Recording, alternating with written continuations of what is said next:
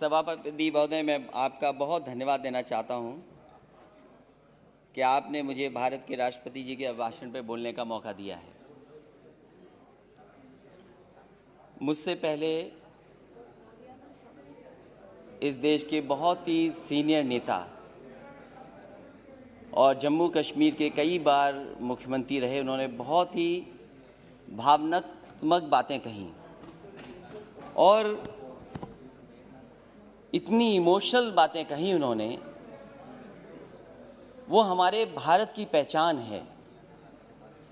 हमारे भारत की यही पहचान है कि हम गंगा जमुनी तहजीब के साथ मिलकर के रहते हैं। हमारी जो तहजीब है वो मिली जुली तहजीब है। हम सदियों से एक साथ रहे हैं मिलकर के। ये हमारे भारत की पहचान है और अगर इससे किसी को खतरा पैदा होता है या इसको कोई तोड़ने का काम करता है, वो राजनीतिक लाभ लेने के लिए तोड़ने का काम करता है।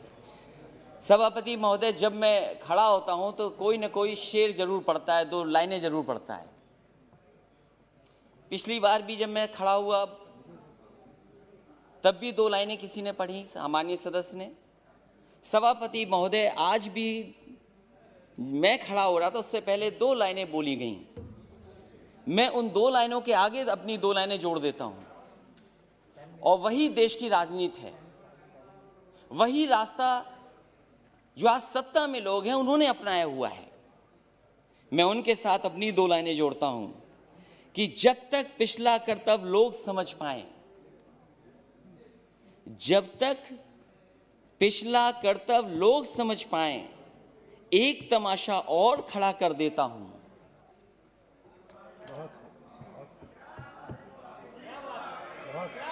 सभापति महोदय, ये जो हमारे सामने सत्ता में बैठे हैं वो समझ गए हैं और बात मैं इसलिए भी कहता हूं, कल मैंने सुना कि एमएसपी था, एमएसपी है, एमएसपी रहेगा। ये केवल भाषण में है, जमीन पर नहीं है, किसान को नहीं मिल रहा। और अगर किसान को मिल रहा होता सभापति महोदय तो दिल्ली घेर करके किसान ऐसे नहीं बैठता। और ये जो किसान बैठे हैं, मैं उनको बधाई देता हूं। इन किसानों ने न केवल 2, 3, 4 स्टेट बल्कि पूरे देश के किसानों को जगाने का काम किया। मैं जिस प्रदेश से आता हूं सभापति महोदय,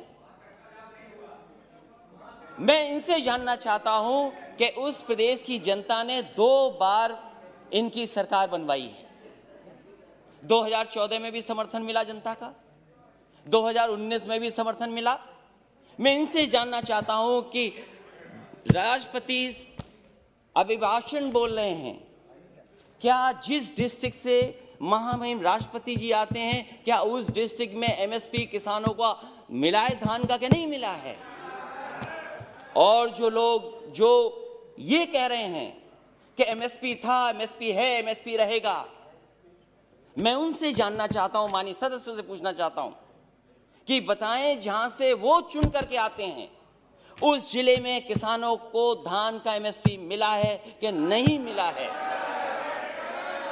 इनके बोलने से मिल गया, लेकिन मुझे खुशी है सभापति महोदय, ये जो बोल रहे हैं, ये जो बोल रहे हैं, ये देश सुन रहा है, किसान देख रहा है। जहां के राष्ट्रपति महोदय हैं उसके बगल का क्षेत्र हमारा है। न एमएसपी धान का मिला, न एमएसपी मक्के का मिला। और मैं तो कहता हूं माननीय सदस्यों से, आप तो सपना ये देख रहे हो, न जाने कितने साल सरकार में रहोगे, कितना बड़ा सपना देख रहे हो आप। और क्या आप जिनके नेतृत्व में चुनाव लड़ रहे हैं उनको सत्य नहीं बताना चाहते? आप अपने क्षेत्र में जाओ, क्या आपको एमएसपी दिला पाए हो किसी किसान को, तो बताओ हमें आप। और जहां तक केवल राष्ट्रपति महोदय, प्रधानमंत्री, वही नहीं, देश के डिफेंस मिनिस्टर भी वहीं से आते हैं। बताओ क्या मिला एमएसपी धान का?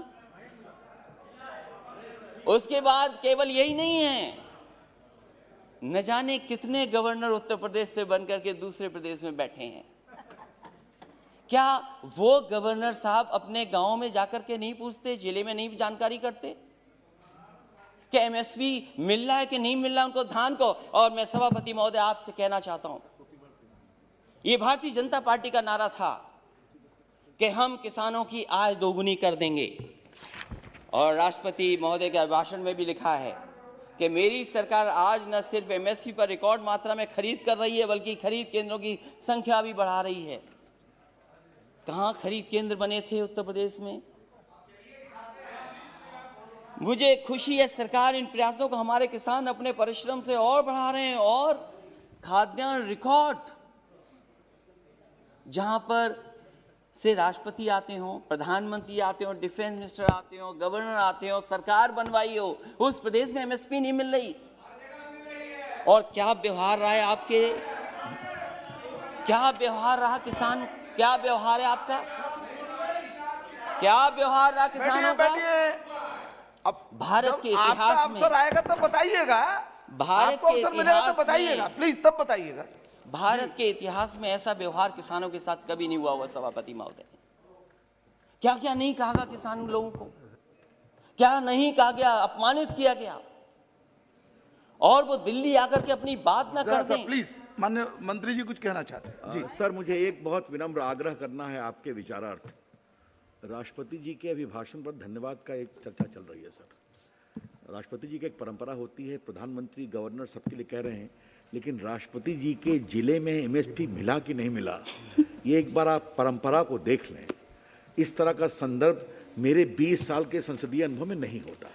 जी जी, वो भी मुख्यमंत्री रहे। आपने इंगित किया है, देख लेंगे। नहीं, मैं सभापति महोदय, अगर मंत्री जी ने ये बात, राष्ट्रपति का संदर्भ नहीं ले सकते हैं। सभापति महोदय, अगर ये सभापति महोदय अगर ये कोई संदर्भ में नहीं आए, लेकिन कम से कम हम जाने तो सही। ओके ओके, देख लेंगे, ओके ओके, देख लेंगे लिखा है। और प्लीज कंटिन्यू सर। राष्ट्रपति sir, that's all I am स्वागत है, प्लीज बगल की स्वागत है, बैठ जाइए। वो मुख्यमंत्री रहे हैं, वो भी जानते हैं, मुख्यमंत्री रहे उत्तर प्रदेश के जी। ऐसा व्यवहार किसानों के साथ कभी नहीं हुआ, और कितना अपमानित किया गया उनको, क्या क्या कह करके नहीं बुलाया गया उनको। और ये जो तीनों कानून है वो केवल इतना चाहते हैं, जब ये सरकार कह रही हम किसानों के लिए कानून बना करके लाएं, अगर किसान उन कानून को नहीं स्वीकार कर रही है तो सरकार क्यों नहीं कानूनों को वापस लेती है? जिनके लिए ये कानून बना है, जिनके लिए कानून बना है, वो कानून नहीं चाहते हैं, तो सरकार को आखिरकार कौन रोक रहा है? और क्या ये आरोप ठीक नहीं है कि कॉर्पोरेट घराने को लिए आपने कारपेट बिछा करके इन कानूनों को लाने का काम किया? आपने, आप जनता से चुन करके आते हैं, जनप्रतिनिधि बन रहे हैं, लेकिन लगता यहां पर है सदन में बैठ करके आप धन प्रतिनिधि बन करके आए हैं। और क्या कहते हैं आप? जो लोग आंदोलन कर रहे हैं उनके लिए आप क्या कहते हैं? जो आंदोलन, ये देश आजाद हुआ आंदोलन से, न जाने कितने अधिकार मिले आंदोलन से। वोट डालने का महिलाओं का अधिकार आंदोलन से मिला, न जाने कितने आंदोलनों से नेता निकले बन करके। राष्ट्रपिता महात्मा गांधी देश के बने क्योंकि आंदोलन लड़े, आंदोलन में खड़े हुए, न केवल अफ्रीका, दुनिया, बल्कि भारत जैसे देश को आजादी दिलाई उन्होंने। उस आंदोलन के बारे में क्या कहा जा रहा है कि आंदोलन जीवी हैं। मैं उनको क्या कहूं, मैं उन लोगों को क्या कहूं जो लगातार चंदा लेने निकल जाते हैं? क्या वो चंदा जीवी संगठन के लोग नहीं हैं? अगर वो हो सकते हैं जिनको आप आंदोलन जीवी बोल रहे हैं, तो आप भी तो चंदा लेने के लिए निकल पड़ते हैं, जब कहीं तब निकल जाते हैं आप। क्या आप चंदा जीवी नहीं है?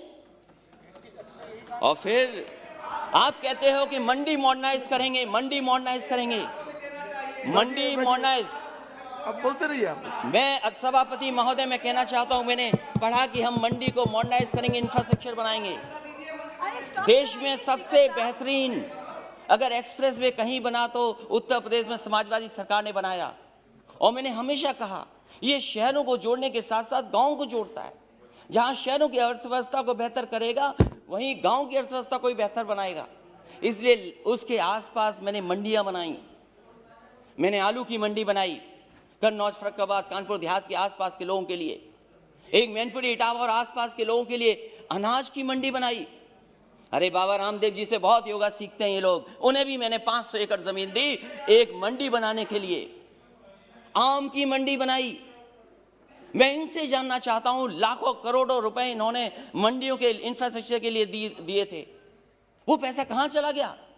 जितनी ईंट लगाई थी समाजवादी सरकार में, उससे आगे मंडियां नहीं बढ़ पाई, वहीं का वहीं काम रुका हुआ है। और फिर अभी प्रधानमंत्री जी गए थे, हमारा प्रदेश तो बहुत अच्छा प्रदेश है, अगर बड़ी चीज दिल्ली से बिके तो हमारे मुख्यमंत्री छोटी चीजें बेच देते हैं। समाजवादी सरकार में बना समाजवादी पूर्वांचल एक्सप्रेसवे जो बलिया गाजीपुर को जोड़ता है और आगे बिहार से लेकर के आगे लोगों को मदद करेगा, अलाइनमेंट समाजवादी सरकार का, लैंड एक्विजिशन समाजवादी सरकार की, और जो व्यवस्था दी थी मंडियों के लिए। मैं जानना चाहता हूं कि आखिरकार मंडियां क्यों नहीं बन रही उसके किनारे, क्यों नहीं मंडियां बन रही? और जहां तक मंडियां क्यों नहीं बन रही, गाजीपुर में मंडी बननी थी, आजमगढ़ में मंडी बननी थी, सुल्तानपुर मंडी बननी थी। और जहां तक अपराध की बात कर रहे हैं सभापति महोदय, देश का पहला मुख्यमंत्री होगा जिसने अपने मुकदमे वापस ले लिए। मुझे बताए कोई मुख्यमंत्री जिसने वापस लिया हो मुकदमे अपने। और फिर अपराध की बात कर रहे हो, ठोको नीति चल रही है, जिसको चाहो उसको ठोक दो। और कानून व्यवस्था की बात करोगे, महिलाओं की बात करोगे, मेरी माता जी बैठी हैं, महिलाओं पे बहुत चिंतित रहती हो, जाओ क्या हालत है उत्तर प्रदेश में माताओं बहनों की, और अपने आंकड़े निकाल करके देखो क्या आंकड़े हैं। सबसे ज्यादा अपराध अगर कहीं हुआ है तो महिलाओं के साथ अपराध उत्तर प्रदेश में हो रहा है। तो इसलिए सभापति महोदय मैं कहना चाहता हूं, राष्ट्रपति जी के भाषण पर बोलिए ना। सभापति महोदय, दूध की भी बात हुई, दूध की बात हुई, बैठिए। कुछ सभापति महोदय, दूध की भी बात हुई, प्लीज बैठ जाइए। मैं इनसे जानना चाहता हूं, उत्तर प्रदेश सरकार ने जब समाजवादी सरकार थी तो गुजरात का अमूल प्लांट वहां लगाए, 5-5 लाख लीटर के 2 प्रोक्योरमेंट के प्लांट लगे, मदर डेयरी का प्लांट लगा, प्रोक्योरमेंट बढ़ा, प्रोडक्शन बढ़ा। 4 साल गुजर गए, एक नया प्लांट मिल का नहीं लग पाया। और दुख तो तब होता है जब लखनऊ के प्लांट में, अमूल में, वहां के लोगों का दूध नहीं प्रोक्योर हो रहा, गुजरात से आकर के प्रोक्योर हो रहा है दूध वहां पर। सरकार बनाए उत्तर प्रदेश, लाभ किसको मिले? इसलिए सभापति महोदय, समय मेरे पास आपने कम दिया, मैं धन्यवाद देता हूं, लेकिन मेरी यही गुजारिश है कि जहां किसान की जान चली गई है, मैं श्रद्धांजलि देता हूं, उनके परिवार के लोगों को नौकरी मिले। ये ऐसा दुर्भाग्य है जहां किसान अन्नदाता हमारा बैठा और सरकार नहीं सुन रही। और अहंकार तो बड़े बड़ों का नहीं बचा। ये वो किसान हैं जो कीले उखाड़ देते हैं, पेड़ उखाड़ देते हैं, बंजर जमीन को ठीक कर देते हैं। और समय आएगा सभापति महोदय, इस सरकार पे भी पटेला चलेगा। बहुत बहुत धन्यवाद। श्री दिलीप सैकिया जी।